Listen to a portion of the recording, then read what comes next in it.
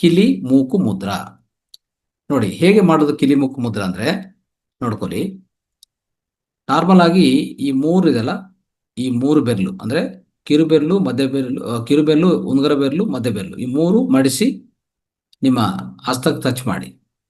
ಆಯ್ತಾ? ಆಮೇಲೆ ಈ ತೋರು ಬೆರಳಿದೆಲ್ಲ, ತೋರು ಬೆರಳು ಮೊದಲನೇ ಗೀತಕ್ಕೆ ಈ ಹೆಬ್ಬೆರಳನ್ನು ಕೆಳಗಡೆ ಟಚ್ ಮಾಡೋದು. ಈ ರೀತಿಯಲ್ಲಿ ನೋಡ್ಕೊಳ್ಳಿ. ತೋರು ಬೆರಳು ತೋರು ಬೆರಳು ಈ ಥರ ಸ್ವಲ್ಪ ಬೆಂಡ್ ಮಾಡಿ, ಸ್ವಲ್ಪ ಬೆಂಡ್ ಮಾಡಿದ ಮೇಲೆ ಈ ಹೆಬ್ಬೆರಳನ್ನು ಮೊದಲನೇ ಗೀತಕ್ಕೆ ಟಚ್ ಮಾಡ್ಕೊಂಡು ಈ ರೀತಿಯಲ್ಲಿ. ಆಯ್ತಾ?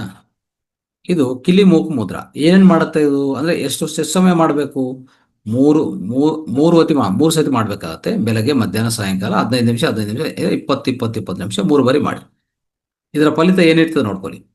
ನಿಮಗೆ ಯಾವುದೇ ಸಮಯದಲ್ಲಿ ಓಕೆ ಡ್ರೈ ಇಲ್ಲ ಅಂದ್ರೆ ಕೋಲ್ಡ್ ಕಾಫ್ ಬರುತ್ತೆ, ಅಂದ್ರೆ ಒಂಥರ ತೇವ್ ಅಂದ್ರೆ ಪ್ಲಮ್ ಬರ್ತಾ ಇರ್ತದೆ, ಒಂದ್ಸರಿ ಪ್ಲಮ್ ಬರೋದಿಲ್ಲ, ಯಾವಾಗ ಕೆಮ್ಮು ಬರುವಾಗ. ಆ ಸಮಯದಲ್ಲಿ ಇದನ್ನು ಚೆನ್ನಾಗಿ ಎರಡಕ್ಕೂ ಚೆನ್ನಾಗಿ ಉಪಯೋಗ ಆಗುತ್ತೆ.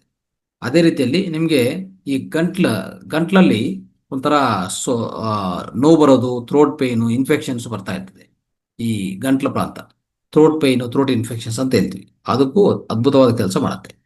ಆಮೇಲೆ ಯಾವುದೇ ನಾಲಿಗೆ ಸಂಬಂಧಿತ ಸಮಸ್ಯೆಗಳಿರಲಿ, ನಿಮ್ಮ ಧ್ವನಿ ವಾಯ್ಸ್ ಸಂಬಂಧಿತ ಸಮಸ್ಯೆಗಳು ಎರಡನ್ನೂ ಸಾಲ್ವ್ ಮಾಡುತ್ತೆ. ಇನ್ನು ಹೇಳ್ಬೇಕಂದ್ರೆ ನಮ್ಮ ಹೊಟ್ಟೆ ಸಮಸ್ಯೆಗಳು ಪರಿಹಾರ ಮಾಡುತ್ತೆ ಖಂಡಿತವಾಗಿ. ಸೊ ಅದಕ್ಕೋಸ್ಕರ ಇಂಥ ಅದ್ಭುತ ವಿಷಯಗಳು ಇವೆಲ್ಲ ಅಂದ್ರೆ ಥ್ರೋಟ್ ಸಮಸ್ಯೆಗಳು, ಗಂಟಲ ಸಂಬಂಧ ಯಾವುದೇ ಸಮಸ್ಯೆ ಇರಲಿ, ಇದು ಪರಿಹಾರ ಮಾಡುವಂಥ ಶಕ್ತಿ ಈ ಮುದ್ರಕ್ಕಿದೆ.